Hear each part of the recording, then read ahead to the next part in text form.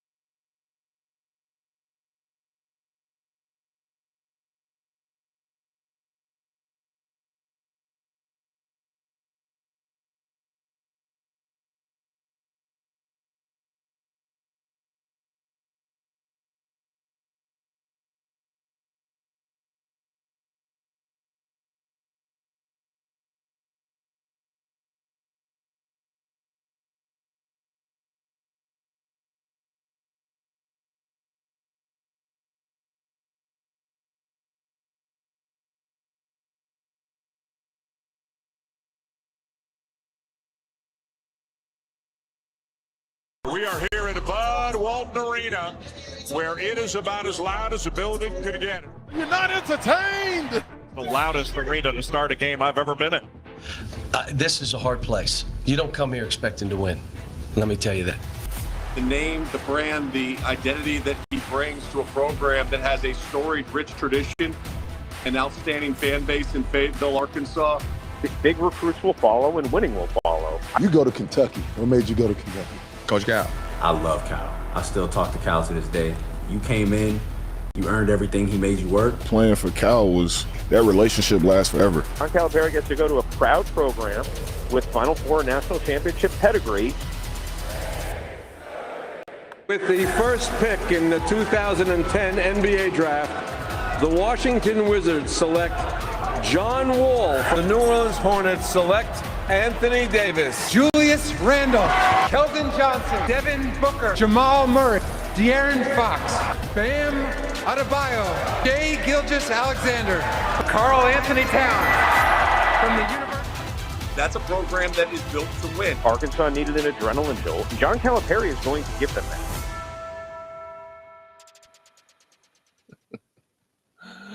What is up, everybody? Welcome to this week's episode of Live with 55. Let me get I don't know what happened there. That was supposed to be a completely different video, and for some reason, it popped up. Where are we at? There we go. What's up, everybody? Wes, you can hear me now? Yeah. Okay. Were you able to see the video that popped up too? Yeah. That's crazy. Let's bring everybody in here. I don't know how that video popped up. That was supposed to be something completely different. And yeah, man, it was crazy. I can't see everybody. I gotta leave out and come back for some reason. What's up, everybody? Okay, you know what? You go ahead, leave out, come back in. We'll say hi to everybody. Listen, we appreciate y'all tuning into this week's episode of Live 55. That was supposed to be a different video. I have no idea how Cal the Hogs popped up here on our timeline, but it is what it is. We are here to do another weekly installment. We're waiting on Wes to hop back in here before we introduce everybody. Yeah, Suey, Robert Holt, what's up? Corey Massey, what's good? Chad Brocky, what is up? There's Wes. We got him back. Can you see everybody now? Yep. All right. It was that video. Look, I know it took a couple seconds to get the video rolling because I was watching it and I forgot to put it on. I've never done the screen sharing before. So, look, you learn something new every day. It is what it is. Fabian, what's good? Thank God he's gone. That's all we'll talk about that. I want to welcome in, first off, our guest host for tonight. Well, actually, not really guest host, our co-host for the night. It's our guy that's got the keys to victory, the keys to roasting any rivalry opponent. It's Wes Keys. What's up, everybody? Underneath him, pause, is pound for pound the best podcast personality in the country, in the nation, on earth, probably, the notorious HIG. What's up, everybody? And he's our equivalent to Stat Boy, even though that sounds demeaning. He's really good at what he does, and he's it's kind of like Pringles. Once you have one, you just can't stop. And we had him on one night, and I was like, man, This dude's awesome. So we have him on here tonight. It's our guy, Tanner Hickman. What's up, everyone? Oh, I say every night, or one night. It's every night. And last but not least, he is the Red Chipper, the 6-star, the podcast savant in training, the host of Locked On Louisville. It's our guy, Dalton Pence. Dalton, what's good, man? What's up, fellas? Listen, Dalton is practicing safe vlogging. He is he's not driving and talking at the same time. But look, we appreciate him joining us. What's up, Marcus? What's up, Gregory? Sharon? What's up, Jimmy? Lee? Brian? Beast says, "Get your finger out of my eye, Wes." LOL. Fabian's laugh. I don't know. Yep, there you go, right there. That's what he was talking about. Look, we want to get started. We're gonna get hot and heavy on this. We found out today that there's a humongous visitor list that's coming in this weekend, and who better to break down that visitor list than the he was the reason why we created a recruiting team at Cardinal Sports Zone, because he was so in tune with everything that was going on, and man, he just loves that type of stuff. So Dalton, I'm gonna let you take it away. Can you tell Card Nation just exactly who to expect to be in this weekend? Yeah, going to be a fun weekend for the program.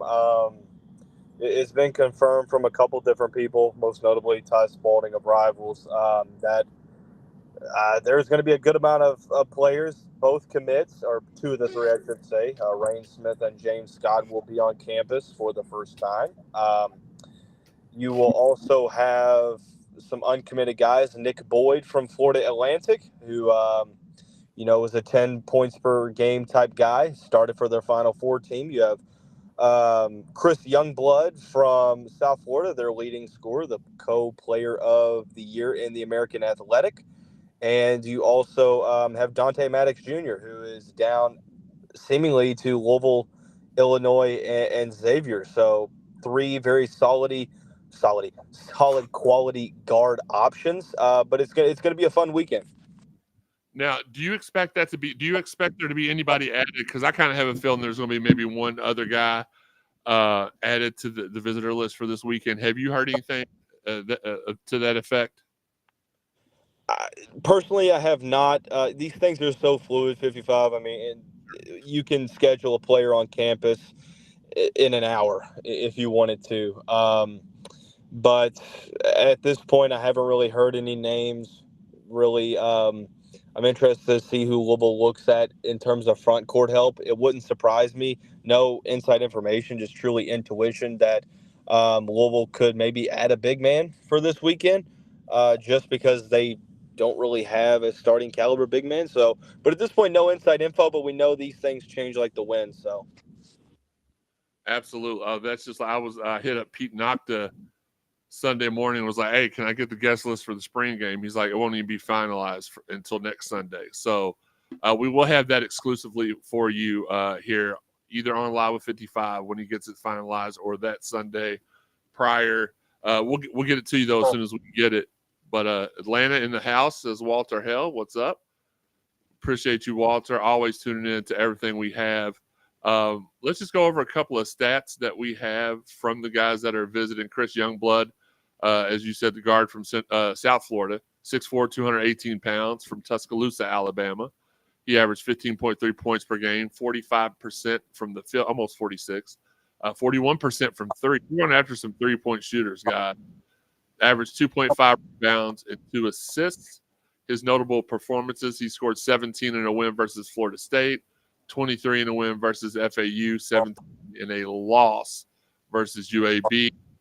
Dante Maddox Jr., he's one of the guys that has been rumored for about a week now as being a silent commit to Louisville. I can't confirm that nor deny it, but he's a guard from University of Toledo, 6'2", 195 pounds, from Chicago Heights, Illinois. He averaged 15.6 points per game, 43.8% from the field, 40% from 30, 4.3 rebounds, 2.8 assists. He scored 14 in a loss. His notable performances: scored 14 in a loss versus West Virginia, and 23 points in a loss against New Mexico. And then Nicholas Boyd, guard from FAU, 6'3", 175, from Garnerville, New York. 9.3 points per game, 40% from the field. He's one of the lowest three-point shooters at 34%, which is pretty daggone good. 2.7 rebounds, 1.8 assists, just to name a couple of them. Dalton really named all the ones that have been made unofficially official. There's also a guard from Tennessee. Now, I don't know if he is still going to be an option. Freddie DeLone, I actually think he probably will be a part of this recruiting class. But if he is, then one of these guys we just talked about, I think it's probably a if and or type situation. But it's been an interesting week in basketball. We finally had another guy jump in the transfer portal, so we're officially down to just Hersey Miller, I believe. Yeah. Trey White committed to Illinois last night. Congratulations to him. Not only is the S silent in Illinois now, but so is the D. We do wish him the best of luck, all jokes aside. Going forward, the dead period. When does the dead period end, Dalton? Is it Thursday, Friday? It's tomorrow at noon. Tomorrow at noon. Okay. So it looks like, as Higgy said before the show, Coach Kelsey ain't playing. He is hitting the ground running as the dead period is over. He also hit the ground running in a couple other areas this week. He joined the ACC network for a couple of guest spots. He hopped on with Mark Ennis as well. And then yesterday afternoon, he hopped on with our guy, Mike Rutherford.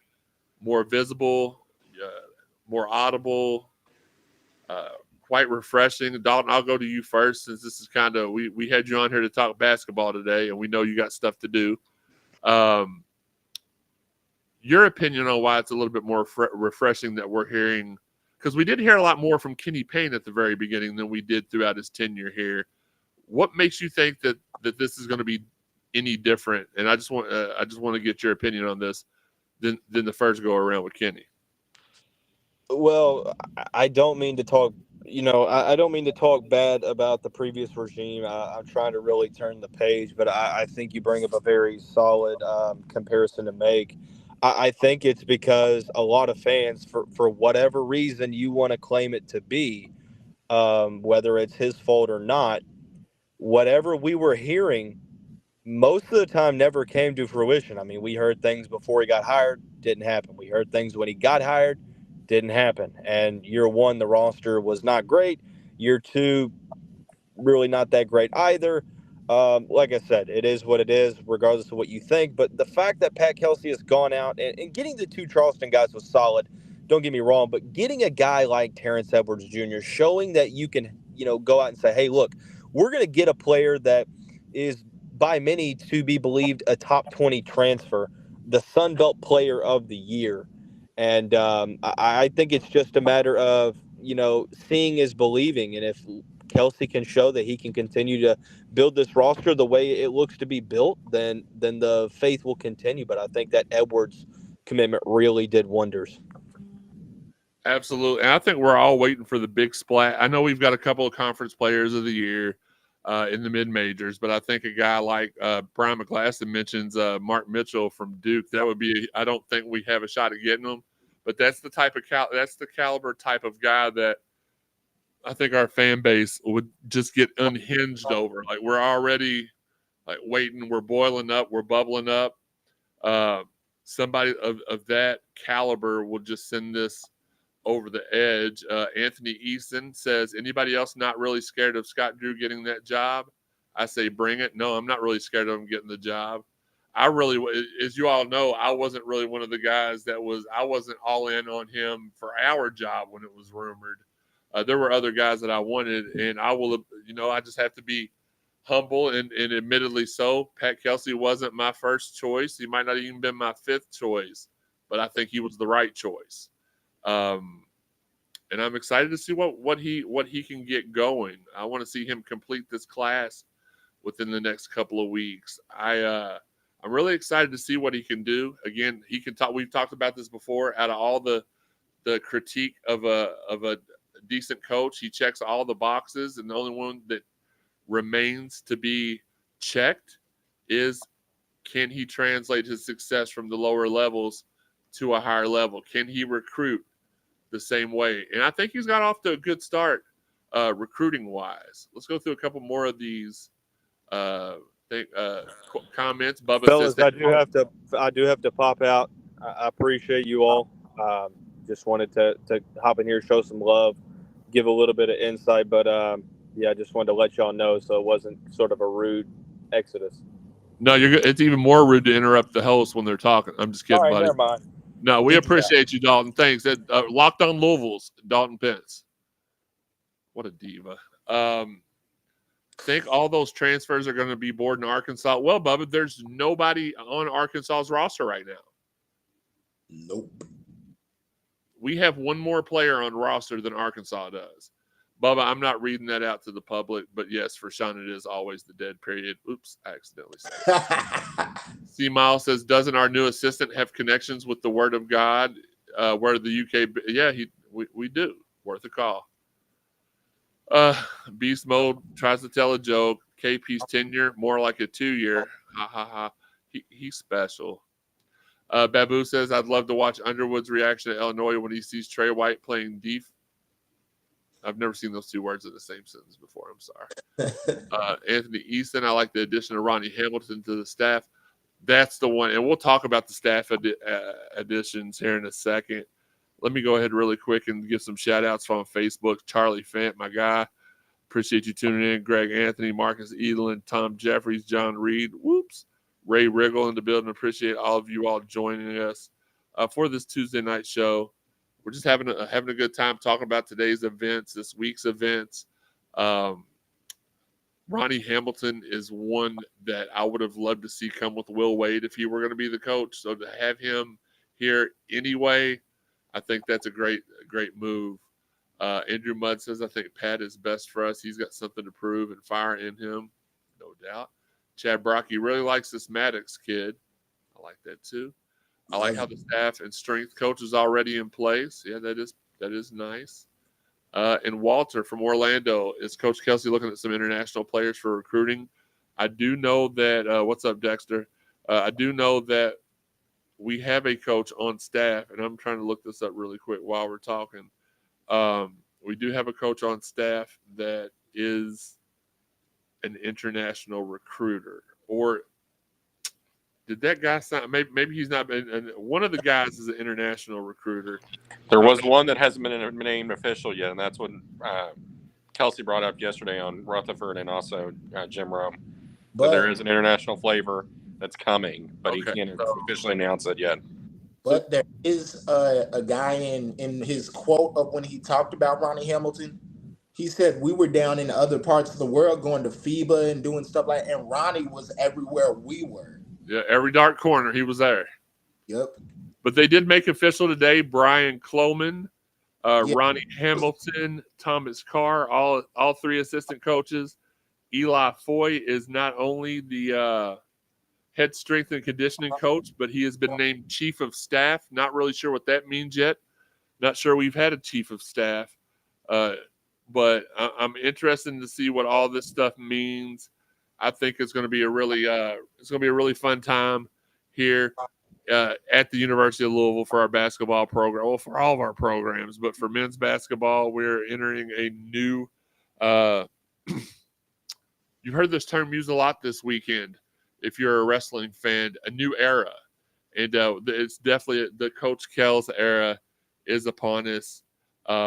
I did to knock off one of these talking points we had on the Cardinal Sports Zone podcast Sunday. 2 Louisville legends in Preston Knowles and Peyton Siva, and great conversation. If you haven't watched it yet, go to YouTube, find the channel, watch it. Preston told us some really heartfelt stories, man. But the chemistry between Peyton and Preston was awesome. It's something I get to see up close because I am friends with both of them. But for you all to be able to see some of that stuff like that, that's what's really cool to me. And Preston said, "Hey, we can't call I'm PK. You can't call the new guy PK. I'm PK." So I will respect the Louisville legend, Preston Knowles.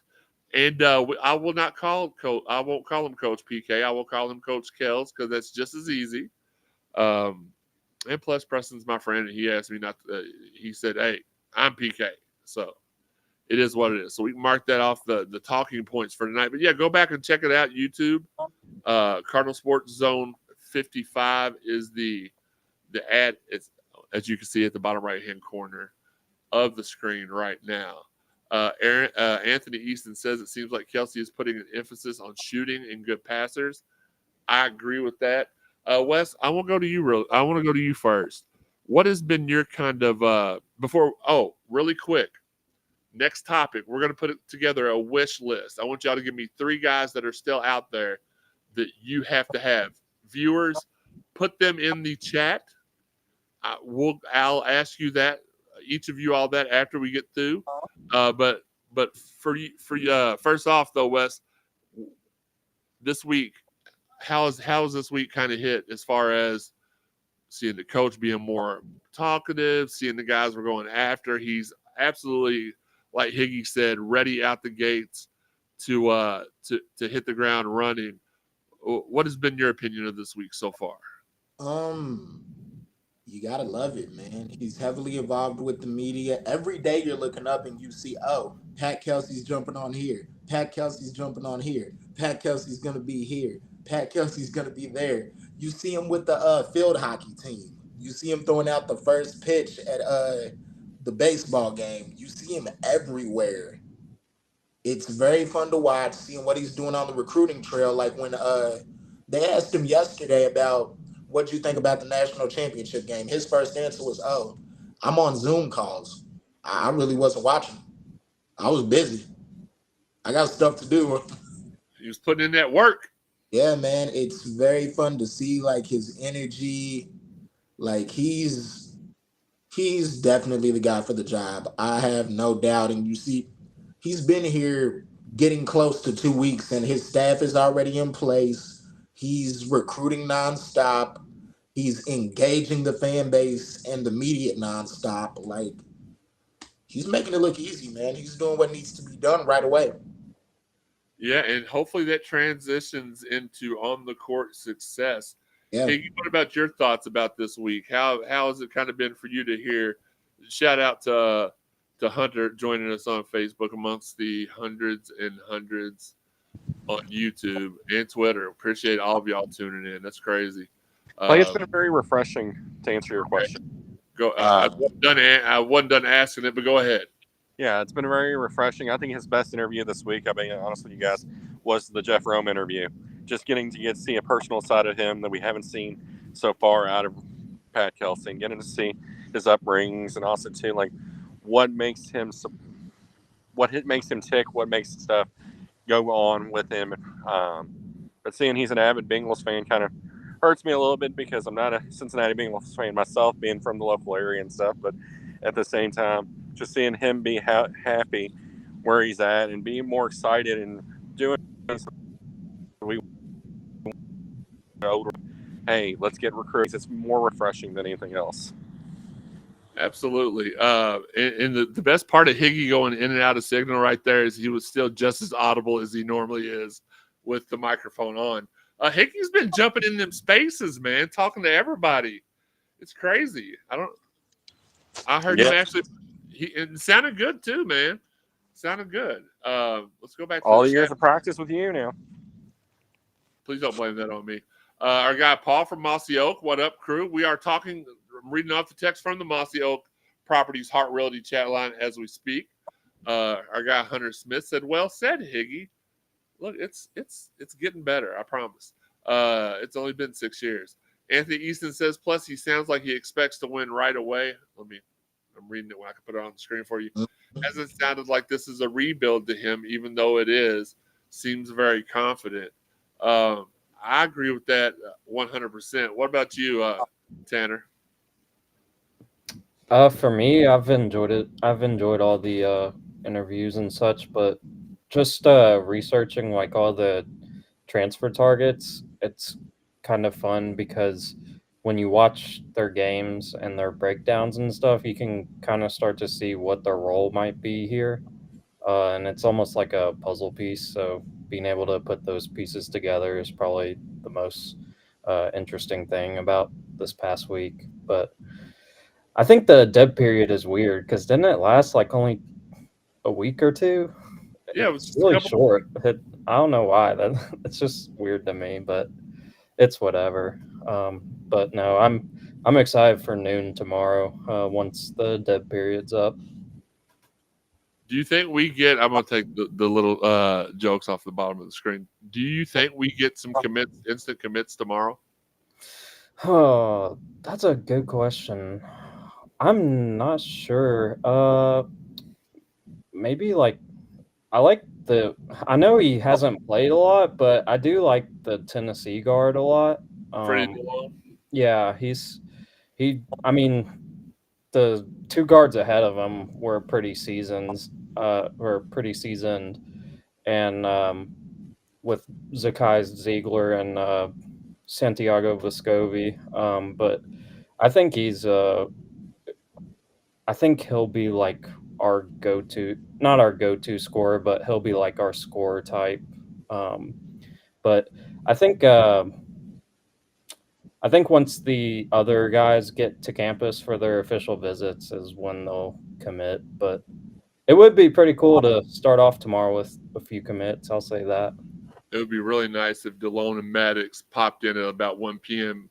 tomorrow with commitment posts, which we've already got their stories written and on the website ready to post whenever that does occur, if it does occur.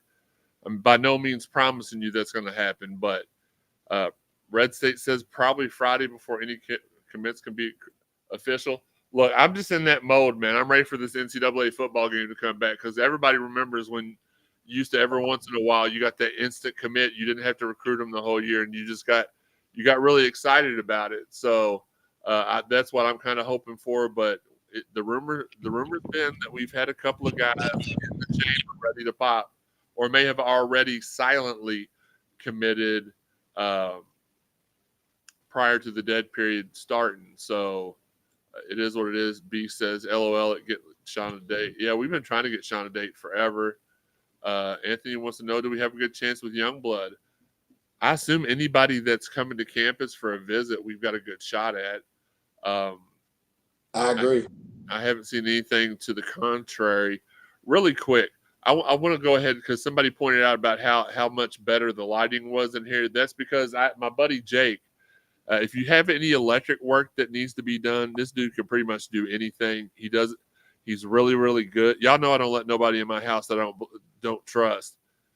He literally took down the 3 old ceiling fans I had and put 3 new ones in, all within an hour. Of course, there was already the wires and stuff were already there from the prior fans and lights and stuff, but he does a heck of a job, and this is something he's trying to focus on for a living. So if any of you all want his services, just give me a shout on. Send me a DM. I can send you his contact information right away. Andrew says, I want to see one big-time player commit. I do too. And Red State says he's not against silent commits at all. Listen, I'm kind of offended that Louisville men's basketball allegedly is not in this chat with us yet. I need for them to hop on here with us so they can make our evening. But no, things are going really, really well. Chat line, Mossy Oak Properties and Heart Realty chat line. Give us 3 people that you all want us to like.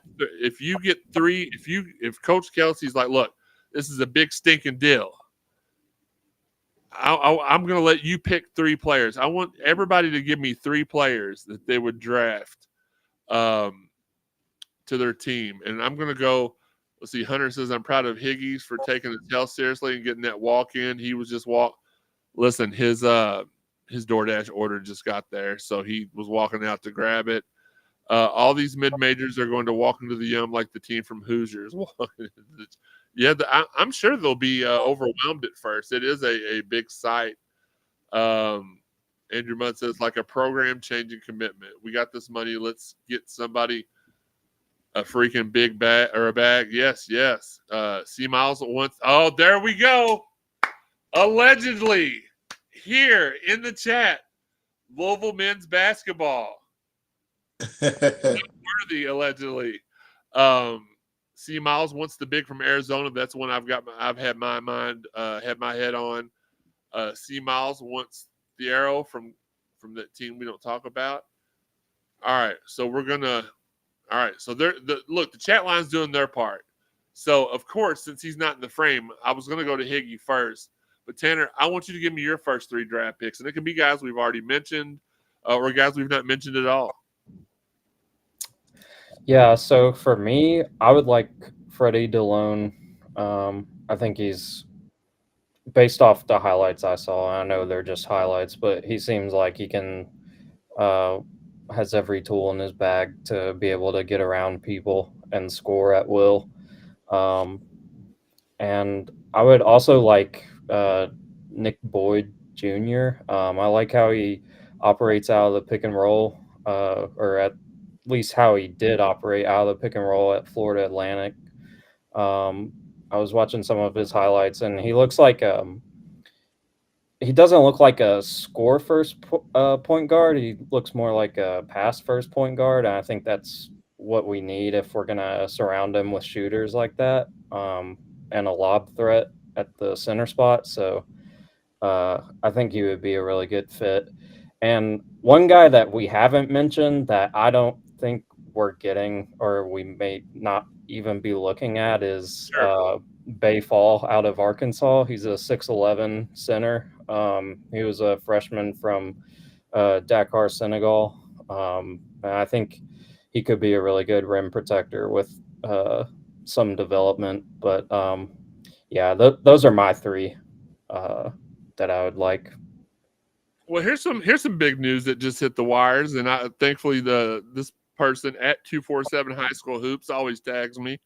McDonald's All-American Trent Perry, number 26 in the ESPN 100, tells him that he's heard from the following schools since reopening his recruitment this week.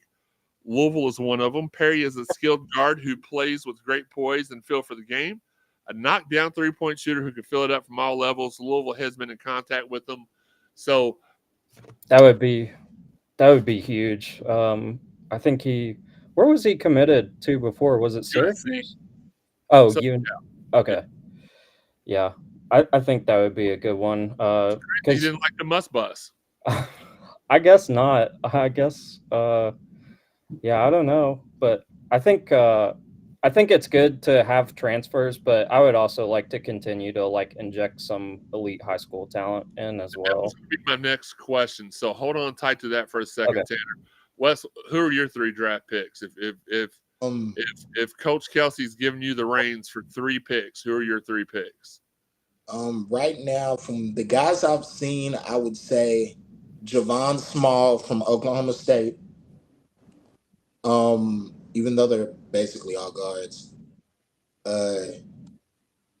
Maddox, of course. I really want Maddox, man. Like, watching his highlight tape, dude hit 22 threes from 25 feet or deeper. Knockdown shooter. And who's the last guy? Youngblood from South Florida. Okay. And Higgy, last but certainly not least by any measurement on earth, give us your 3. I'd have to say the big man from Arizona. Okay, I like it. I'm with you so far. You froze. Are you still there? Guess not. That's the most poised I've ever seen Higgy look, too. I would have put the big man from Arizona in there, but I haven't watched too much film on him just yet. Higgy. What the big man from Arizona, and then who else? Okay. Oh, wow. Oh, his video went away. All big right. Man from Arizona. Okay. And we just gave him props. Okay. I'm gonna let him back in. Am I gonna let him back in? We'll see. We'll see how quick maybe he gets on the road. He's the only person on earth that I know that waits specifically between the hour of our show to go run out and do errands. So I'll ask you, Wes, this question, my follow-up question next. What percentage of this roster would you like to see made up of transfers? Tanner absolutely got that. That's why I love him being on here with us, because it's like he's hiding in the back of my head somewhere. Higgy said his dropped. He'll try to rejoin when he can. Well, and what that means is he's at the Whataburger drive-thru, and he don't want us to hear him saying, I'll take the left side of the menu. It's cool.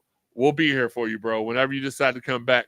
What percentage of this roster would you like to see made up of transfer guys and high schoolers? Because honestly, I don't think that anybody thought that we had a shot at a lot of high schoolers anyway, being this late in the game.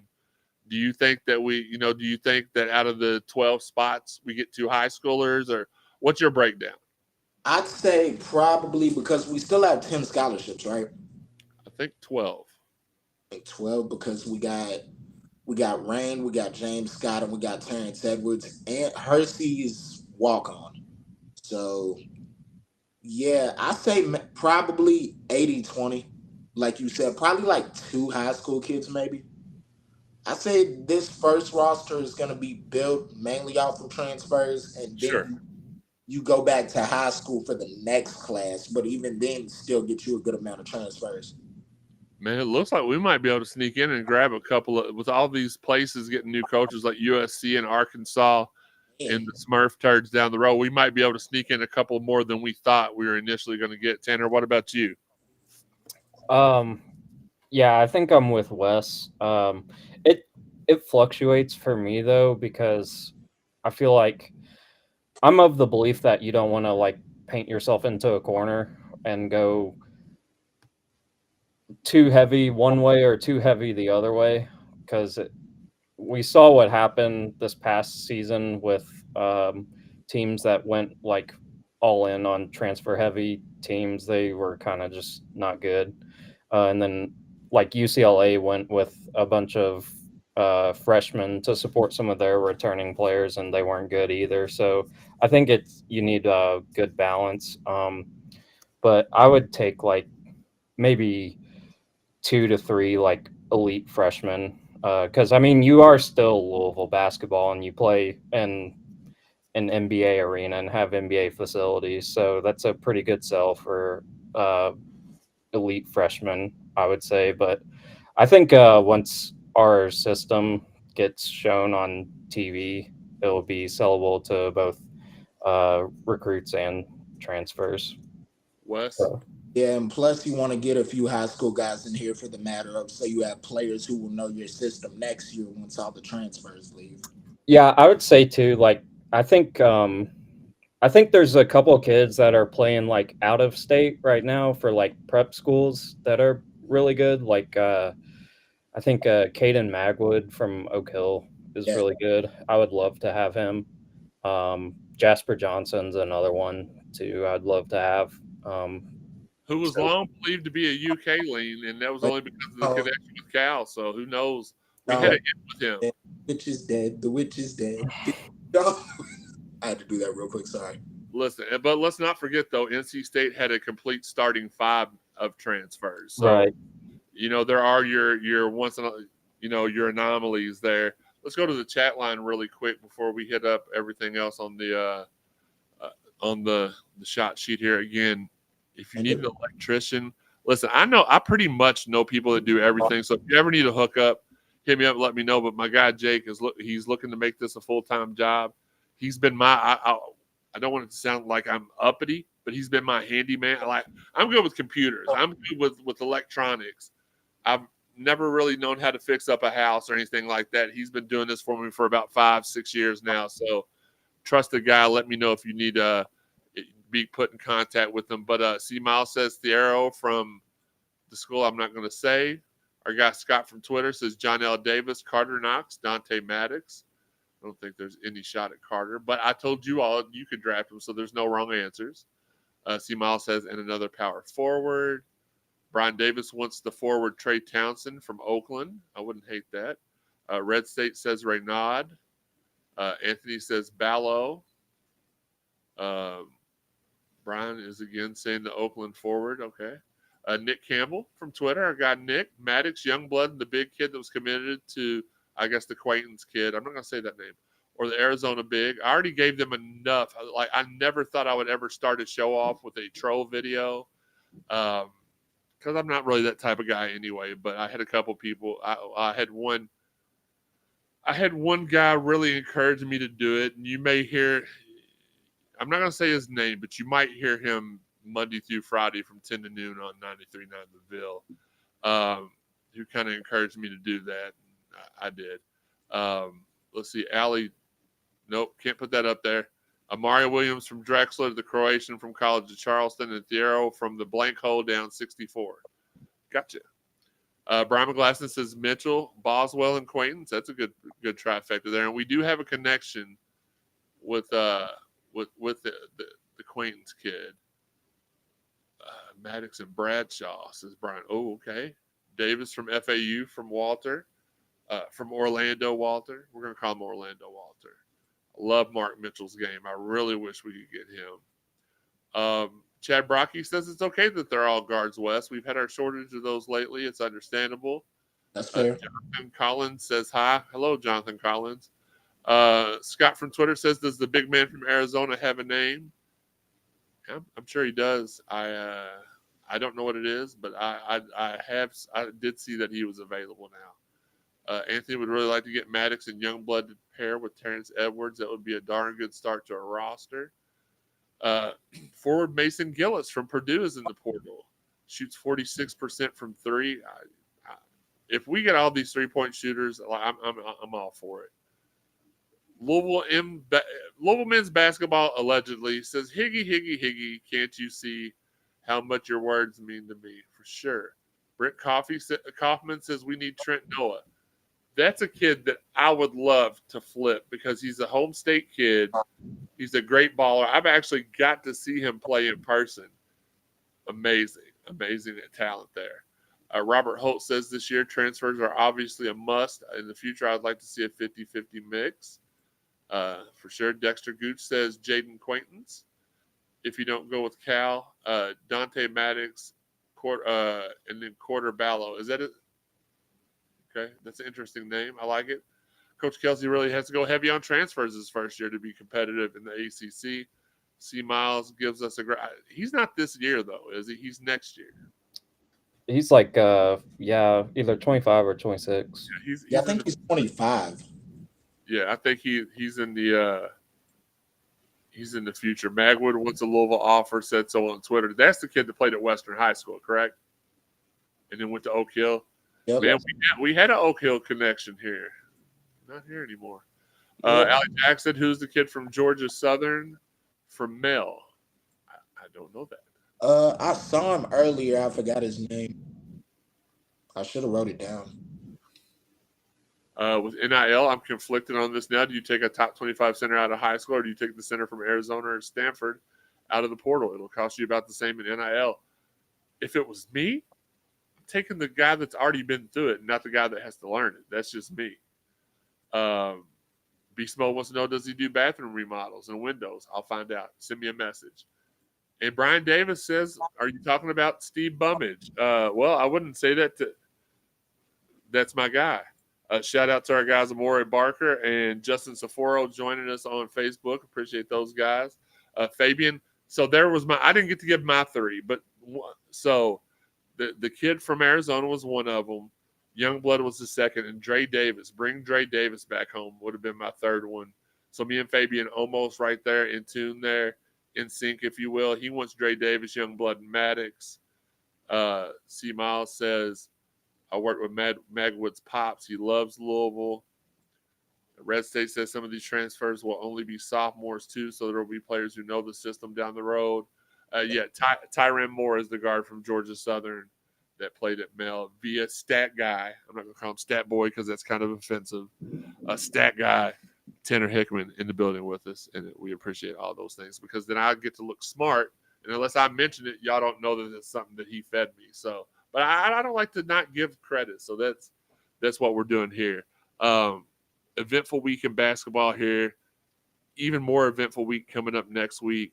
Listen, let's talk about a couple other things really quickly before we hop off here. We got about 15 minutes left. We're going to take you all the way to 8 o'clock. Win our guys, Ethan Moore, Taylor Lynch. They do Louisville Sports Live every Wednesday on ESPN 93.9 The Ville. Yes, Brian, that's correct. Thank you. 502 Circle still doing their campaigns. If you can, they have a $25 campaign that gets you exclusive invites to certain events. They give you like stickers, a T-shirt. There's something. you'll have to go to 502circle.com to see which level of subscription gets you into which things. But it is it's really cool to join if you can. And if you can't, and if you can only give $5 or $10 a month, they offer one-time options as well. I believe for the rest of this week, they're still doing the match, the Rick Cooper Planet Fitness. What's the name of his company? Is it Glow? Yeah. Brands. Well, not his company, but the company that's doing it with him. It may be his company. I don't know. He owns everything, so it could be the Glow Brands match. It's still going on this week. So if you just think, well, man, $10 ain't that much, well, that's really $20, or $100 ain't that much, well, it's really $200. So keep on doing it. Keep matching. Our guy Caleb Glenn played with the Moore kid at Mel. Good to know. I didn't know that. Larry Whitaker on YouTube. Our guy Larry. Coach Kelsey is about to kill it in the portal. James Gartland wants to know, is Kelsey looking at Cali's ex-players? That I do not know. Tyron Moore would be a great 13th guy on a roster, local, and the shooter from deep. I'd be a happy camper if he was 12th or 13th on our roster. And here's an interesting question, because there's been a couple of kids we've not really heard anything about. We know where Sky's going. We know where Trey's going. We know where a lot of the kids are going. But two of the kids that we weren't really sure if they were going to stay or go still have not committed anywhere else. And on top of that, you've not really heard any rumors about who they're talking to, which, do you take that as a good sign, Wes? Before we say the names, I mean, just do you take that as a good sign that we haven't heard a whole lot about them? Yeah, you could take it in that way, because if they're not making any noise, you're not hearing about any visits, you're not really hearing about much communication or anything, that means they could be reconsidering. Okay, what about you, Tanner? Yeah, I think there's a chance they could reconsider. You just never know. I know Western was like a rumored destination for JJ Traynor, I think. Yeah. If I remember correctly. But their coach just left for Oklahoma State, so I don't know if that like reopens anything at all there. Well, I can tell you this much. I haven't heard much on JJ. I'm going to try to get, before our show Sunday, I will have updates on all three. Haven't heard anything about Caleb Glenn. Haven't heard he's rumored talking to anybody. And the big one there, and it's somebody who I do talk to on a weekly basis. It's just one of those things when you do sports media and you get the opportunity and privilege to interview some of these, young men that are doing it. You see them out in public. You have similar interests. You run into them doing stuff, and it's just kind of like, all right, you're friends now. So Mike James ain't giving me no information at all. Like, I have no idea what he's doing. I have no idea where he's going. He'd be one of them that I would love to have him and his leadership back here at the University of Louisville. Let's see. James Garland says that JJ needs to come back and pick up Wagner. JJ could be a real nice fit for Kelsey. I don't disagree, Robert Holt. Premium subscriber Robert Holt. And Fabian says, I would love for JJ to come back. He deserves a good experience here. I would love to have all three of those guys. Selfishly, I would love to have JJ, Mike, and Caleb, all three back. The only thing is that I don't know. Gosh, Wagner can go somewhere else, in my opinion. I'm trying to figure out a way to say this without saying anything negatively. And Chad Brocky mentions that Jody thinks that, well, that's cool. I'm not Jody. I have relationships with these kids, and I don't just write rumors and stuff. Not saying that he does or that he doesn't, but like I know JJ's family, I know Caleb's family, and I know Mike James. So I would say all three of those have a shot at coming back. For me, if you asked me right now and said, hey, gun to the head, and I hate that expression because it's like, what would you do in that situation? But I think JJ's been through enough here. I think he deserves a fresh start. Yeah. I would not be upset with him if he decided to take his talents elsewhere for his final year.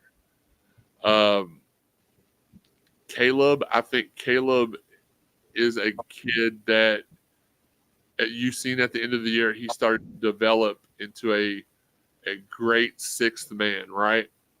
A great offensive rebounder, putback artist. I just don't know if he is, and I say this knowing his family and knowing that they watch and stuff like this. I'm going to keep it a buck all the time. I think he would do better to go to a smaller school for a couple years and then come back. And again, he's been dealing with all this bull crap with Louisville the last few years too. Anyway, even his senior, he left the city and everybody crapped on him. Then he come and he played in the EYBL here in Louisville, and he got a lot of flack for that. And I just think it would be it would be a situation where those two guys could benefit. But I think we need a leader. We need a guy like Mike James, who doesn't have – the reason why Mike, in my opinion, kind of fell off at the end of the year last year is that it was just too much pressure. And all the stuff going on – like, again, there's a ton of stuff I haven't told you all that I can't tell you all that was going on behind the scenes. And these kids get affected by it, man. I mean, after the last game at home, I literally sat there waiting for Nolan to come out so we could do our after-game chat and stuff and hang out with the family. And Mike James was sitting there in tears. Like, I literally had to lift him up to tell him how proud I was of him and tell him that the city really appreciated him sticking through this with us this whole time. And that I said, my exact words to him were, hopefully this isn't your last game here, but if it is, man, we appreciate everything you've done for us. And so I want to see Mike James' redemption story, and I want to see it here. Now, I'm okay if he goes to Central Florida. I'm okay if he goes to Florida, because Miami. Those were the two rumored, oddly enough, during the season. It was rumored those were his two front runners, and then nothing since the season has ended. Shout out to our guy J-Mo in the building watching the show with us. And the numbers just raising on the amount of people in here as we go. We love that. We love that stuff. But let's read some of the other comments here in the chat. Babu wants to know, would Mike James accept coming off the bench behind Edwards Jr.? I don't think he would. I don't think he would have to come up off the bench. I think that after a summer of proper instruction and no handcuffs, that he would be again, y'all are more than entitled to your own opinions. That's fine. I want him back. I love his leadership, and it's not just because I know him and he's an acquaintance, but I feel like it would benefit, and he could kind of guide the newbies into the he knows what Louisville's like. Kyler is the opposite of me. He just wants a fresh start, whole new roster, erase the team fantasy draft from one. Measy says, I think those guys were exposed to too much toxicity and they want a fresh start. I don't disagree with you. Our guy Mitch says, while I like Mike James, he seems to have lost his confidence in the game towards the end of the season, which we talked about that a few minutes ago. Started off hot, but at the end he wasn't scoring at all. No, and I think it was because of all the stress and just the stuff going on behind the scenes with Kenny and the assistants, them fighting with each other. Kenny telling the players to do one thing, assistants telling them to do something else. Like, it was just mayhem. So it got to him. I mean, who wouldn't it get to? So I think that with the fresh start, as y'all are speaking, I think Mike James would be an amazing, amazing keep. And everybody else, I'm just kind of like, again, not saying that I don't think JJ doesn't deserve that too, but maybe I'm just saying, I don't know that JJ wants or Caleb wants to go, they've already been here through a whole bunch of stuff. And I know Mike has too, but they may have better opportunities. Who knows? James Gartland says JJ is the real deal. I agree. Andrew Mudd says, I think we just fresh start and let last year's players go be great elsewhere. They dealt with a lot here. Curtis Williams definitely gone. No chance. Yeah. Mike deserves a great experience here, and they all do. They all deserve a great experience here. JJ's just like I think he's will this be his 6th year of college basketball coming up? So he's probably feeling some pressure to be like, all right, maybe I need to get ready for the pros instead of going. I don't know. I haven't really heard anything otherwise about him, but I would be ecstatic to keep those 3 kids here and build off that and grab us. I just think we need one like a Mark Mitchell and then the kid from Arizona, the center. You give me those 2 in a combination of any of the guys coming to visit this weekend, and I think my guy, Coach Kelsey, has knocked it out of the park. Mitch says, guess you just answered my question. But if he's going to be a leader, he has to be a leader through the tough times too. I agree with that. Nick Campbell says, fresh start. JJ would be the only one. He fits the system best.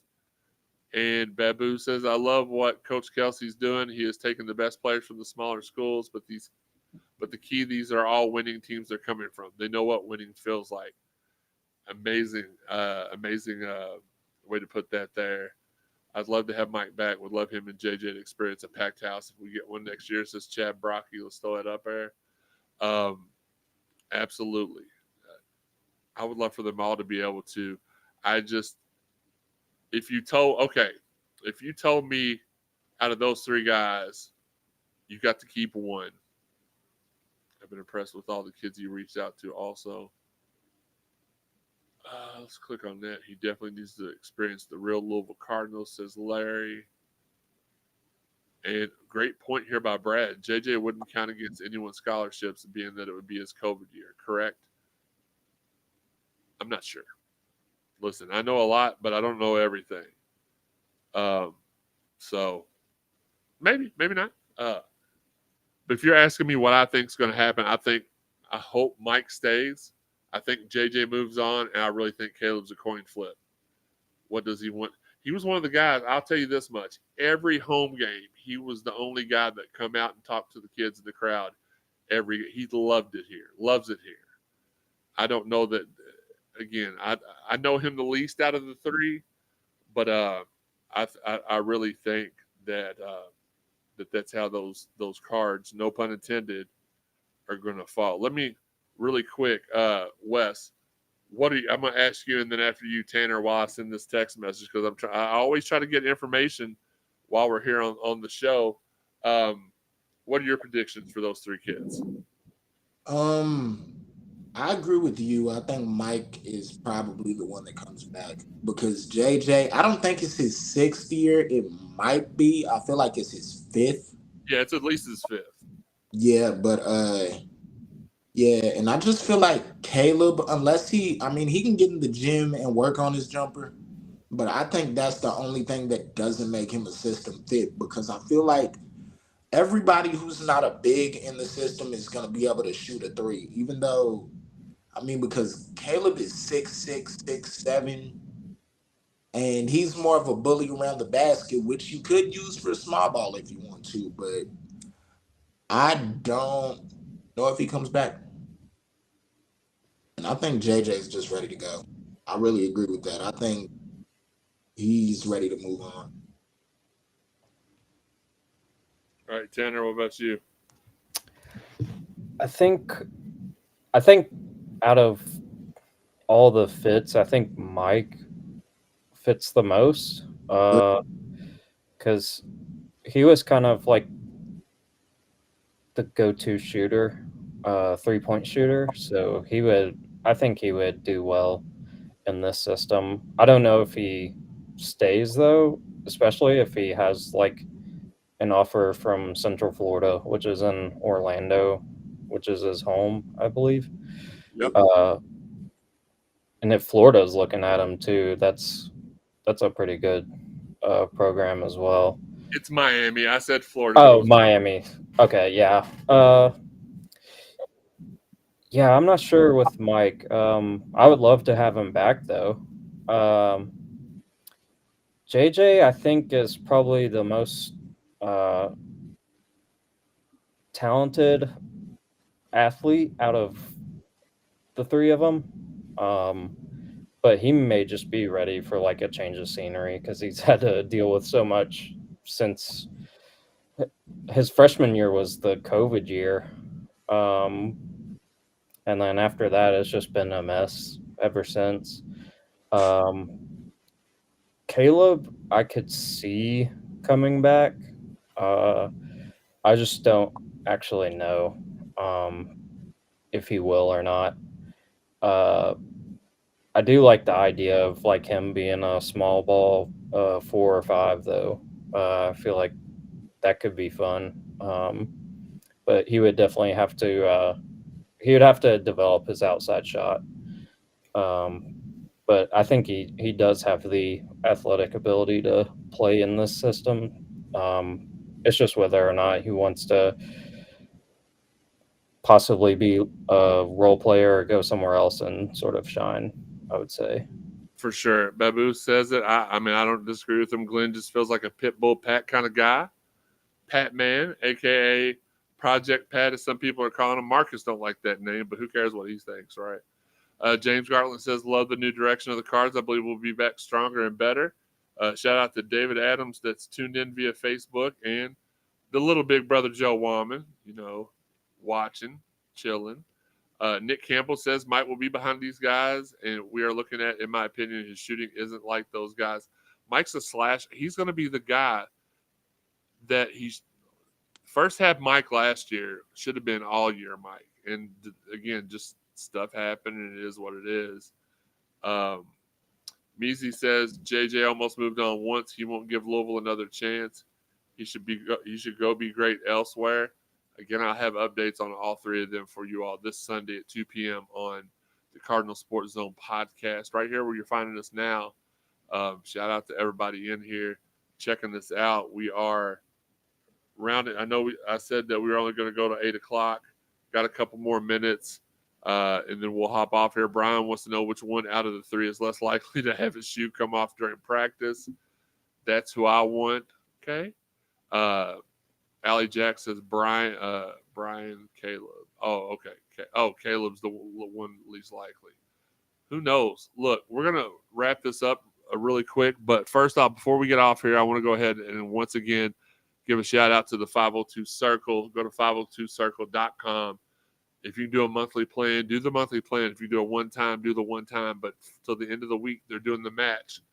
Glow Brands and Rick Cooper, Planet Fitness icon, and a guy who I'm, honored to call a buddy of mine, is doing the company match. So they're going to match everything that's done. Also, if you haven't already, get to cardinalsportzone.com and check out our exclusive interview with Louisville legends Peyton Siva and Preston Knowles.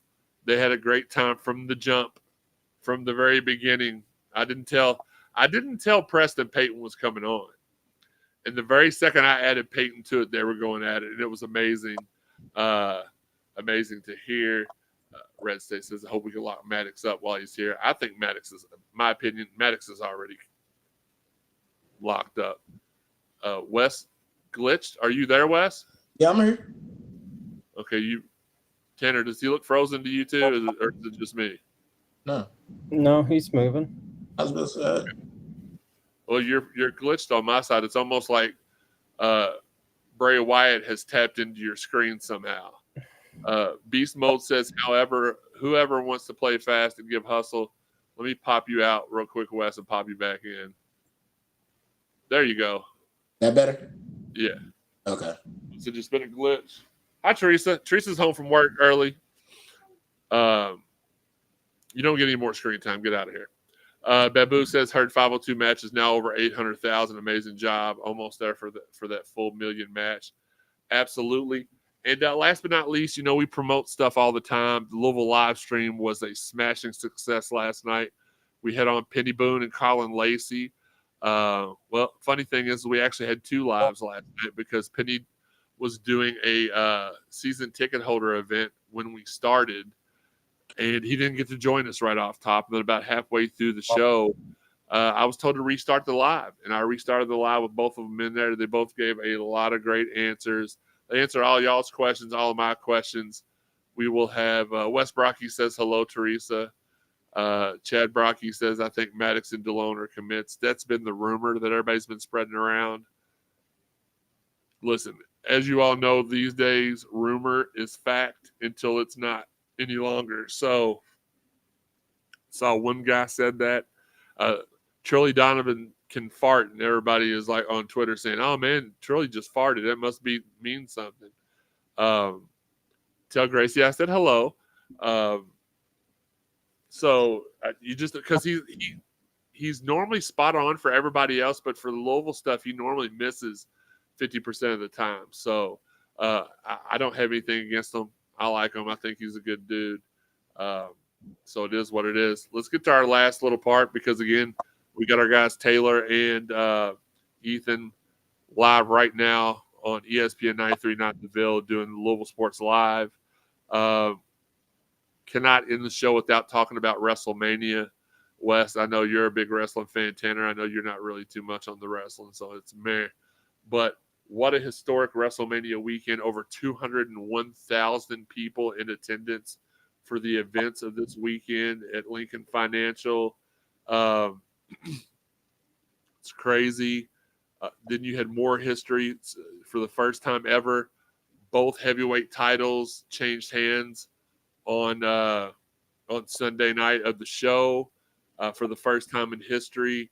They split the titles up in a ladder match at WrestleMania. Those were won by Austin Theory and my guy Grayson Waller. And then the Raw tag titles were won by The Miz and R-Truth. So greatest WrestleMania of all time, says Wes Brocky. I am one that hates to do stuff like that because it's recent and it's fresh. I will say greatest WrestleMania main event of all time, and not because of just the wrestling, because there is a 5-minute stretch where it looks like Roman's going to win the title again because Jimmy Uso has come out and interfered, and then Jay comes out to even the score, and then next thing you know, Solo Sikoa is back in the ring messing up stuff, and John Cena comes to the ring. Well, John Cena tears up the ring, and then The Rock comes out. Yep. The Rock's doing damage, and Seth Rollins comes out through the crowd. And then Roman neutralizes Seth Rollins, and he gets put out of the ring. And The Rock's about to whoop Cody's butt with his Mama Rhodes belt, and then you hear the Undertaker's gong go off. And then you see the longest reign of either of your all's lifetime, second longest reign of my lifetime, 1,316 days, I believe. That number just come to my head. Hopefully it's correct. It is what it is. It is. It was 1,300 at least. I don't know what the last two numbers were, but what you said. So I was correct. Yeah. Look, sometimes I just need to fake it till I make it. 1,316. Again, the longest title reign since I was like 6-7 years old when Hulk Hogan held it for like 4 or 5 years. Roman Reigns did a phenomenal job. He deserves to be acknowledged. Just amazing up and down the card. But the one fact that, well, let me ask you, what was the most interesting thing, the most interesting fact, historical fact that happened this weekend for you, Wes? I'd probably say what you were just talking about, that reign coming to an end, the longest reign since Hulk Hogan. Like, dude, we haven't seen that in 3 or 4 decades? Like, bro, it's been a really long time, bro. It's like the late 80s, early 90s. Yeah, we thought we would see something like that.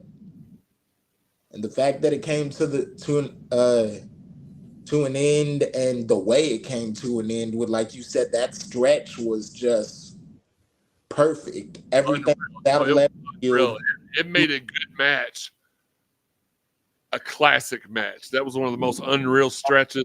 The only thing that would have made it any better is that after Roman got rid of the Rock and Undertaker and Seth out of the ring, if you heard Stone Cold's glass break, stun him, that would have been the only thing. Desmond says his best moment was Eddie Guerrero and Chris Benoit. That was a great moment. Brett Parnell says watching Cal live in Arkansas wearing red is surreal. Look, I'm a wrestling historian. You know that, Wes. I love everything about wrestling. This was the first time in history. Well, the 2-night WrestleMania has only been going on since 2020, right? Yeah. So this is the fourth dual night WrestleMania, if I'm getting my numbers correctly. COVID hit in 2020, correct? Yeah. So it hit like 6 weeks before WrestleMania, actually. The shutdowns did, not the actual disease. So in those years, 21, 22, 23, so in the 5 WrestleManias since COVID hit, that they've split it up into 2 nights, there have only been 3 men that have wrestled both nights. And that was at this year's WrestleMania. Do you know who the 3 men were that had matches both nights? Cody, Seth, and Roman. No. Because I know they were both. Didn't Seth have a separate? They're match? 4 men. Sorry, I miscounted. They're 4 men. Hey, Joe, tuning in. Best of luck on the show tonight, guys. It's almost over. Appreciate you tuning in. Hope you have a great show. Look, that's my buddy. So my cousin Jonathan, I tell y'all about, they do the Wildcat Alley down there in Edmonton County, and that's his co-host. He is a high school sophomore. He'll be a junior here in a couple of months, and he is getting into the podcast game and loving it and killing it, crushing it. No, there are 4 men because, okay, so Cody had the tag match. Yeah. And finished the story. Roman had the tag match, finished the story. Seth wrestled both. Okay, so you're missing one guy. One guy. Who? I don't want the chat line to cheat. Or does anybody in the chat line know who the 4th guy was that wrestled both nights? Is it Cal? Yes, it was John Calipari wrestled both nights. Listen, Cody had to finish his story before Cal could run to Arkansas. Cody finished his story so Cal could finish his. No, it was Damian Priest. He lost his tag team titles. Yeah. Won. And he cashed one of the best cash-ins of all time. He Drew McIntyre finally won a championship at WrestleMania in front of fans. And then 4 minutes later, lost it to the cash-in to Damian Priest. Just so much action happened both nights. It was an amazing. I would put it up there in the top WrestleMania. I'll have to wait before I rank this one. Honestly, give me a couple of months because I don't want to do the whole recency thing. Like, oh my God, it's the best ever or the worst ever. Yeah. This was definitely a great 2-night event. And not even to talk about the Raw, the SmackDown Friday night was amazing. The Raw last night was amazing. Raw Monday night was amazing. A couple of call-ups to the main roster happened. A couple of surprises there.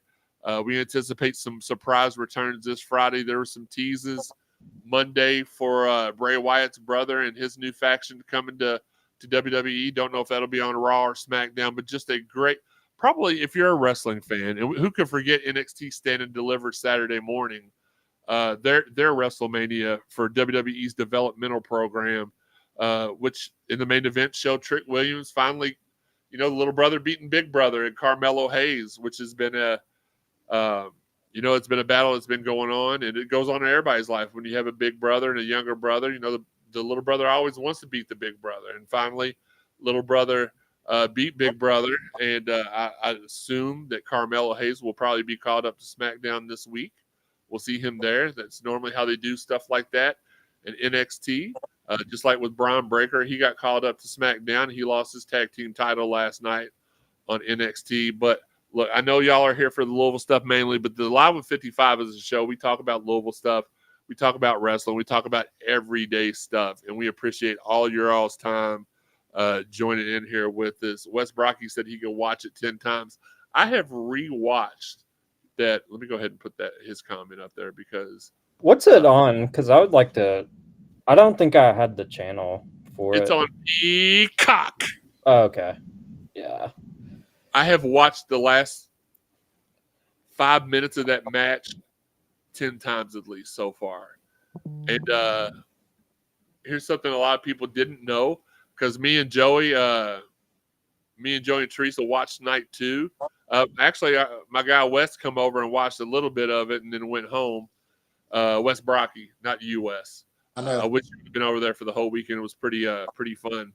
We cooked a lot of food, and a lot of people no-showed us, so it was great. And we had a lot of food left over. I'm just kidding. Yeah, it just was a great 2-night event, and can't wait. It's the reset for WWE. So now for the next couple of months, you'll probably see Seth Rollins take some time off, Roman Reigns take some time off, the final boss, The Rock, take some time off. The best, I'll leave it at this, and then we'll hop off here because I appreciate you all tuning in here on a Wednesday night with us. Appreciate the love, and the numbers just keep rising as we keep going. It's so stupid in a good way. The Triple H era so far has made pro wrestling cool again to watch. Mm-hmm. The nostalgia, the bringbacks, The Rock, Cody. And I know, look, I've got a couple of friends, Steve being one of them, and my cousin James being the other, that absolutely hates Cody Rhodes. Don't know why. I don't know why. Isn't it because of the whole AEW thing? I don't know. Cody created AEW. You'd think they'd be grateful to him for creating an alternative place for people to wrestle. And Cody and CM Punk both went over there. Andrade went over there. A couple of more people that's just slipping my head went over there and made a name for themselves and then come back home to the E like they do. But trying to think off the top of my head, there's a couple more people, and I just cannot. Oh, Sean Spears is another one that popped back over to WWE. Yeah, it's got some of the old. Great point, Wes Brocky. It's bringing the old feeling of the Attitude Era back, and I don't.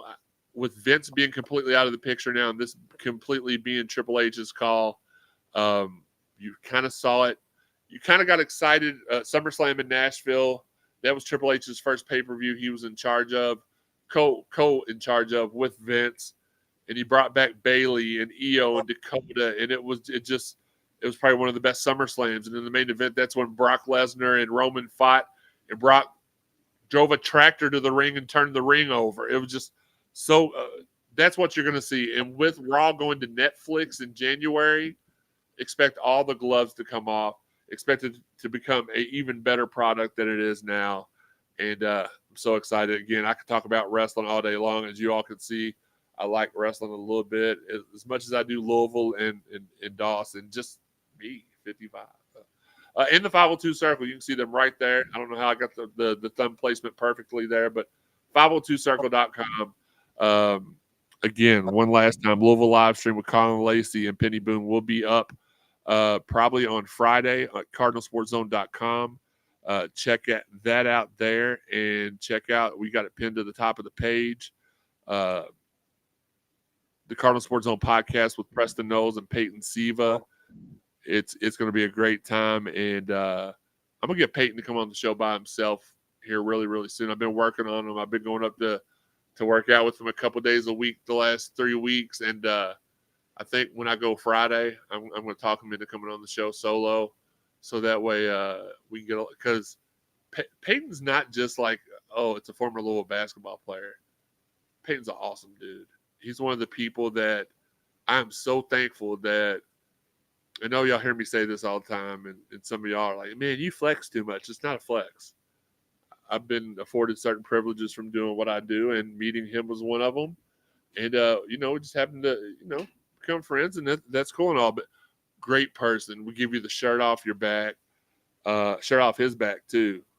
Hopefully we give you the shirt off your back, but great dude. And I really hope he is a part of this program going forward in some way. I'm not saying that he is going to be. So before you run to the message boards and say, Jeremy said Peyton Siva's on staff. No, I didn't say that. I said if I had my pick for one of these last spots, I hope Reese retains his job. And I hope that Peyton gets put in some aspect. He gets put on the staff. Shout out to Justin and Mike Murphy in here joining us very, very late for the show.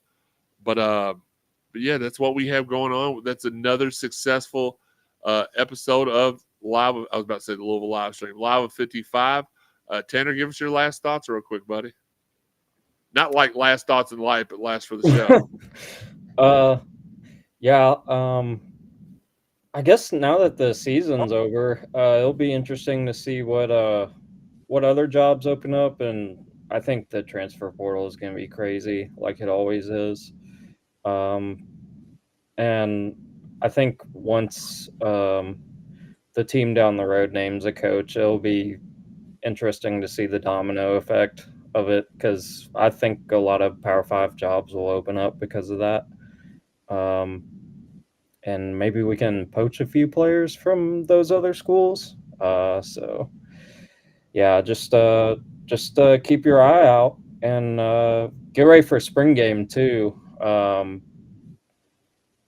Get ready to get sloshed in the parking lot on a Saturday and cook out. Always Listen, a good excuse for that. But really quickly, I just got a message from Sky. He said, "Hey man, I wish I knew the show was tonight." Which I don't know how you wouldn't know the show was tonight. We do it every Wednesday at 7. He's like, "Tell everyone I appreciate them for all the support and love, and I'm really going to miss Card Nation. Much love to them." Sky Clark out into the peace sign. I don't think you need to respond to a text that way, but okay, it is what it is.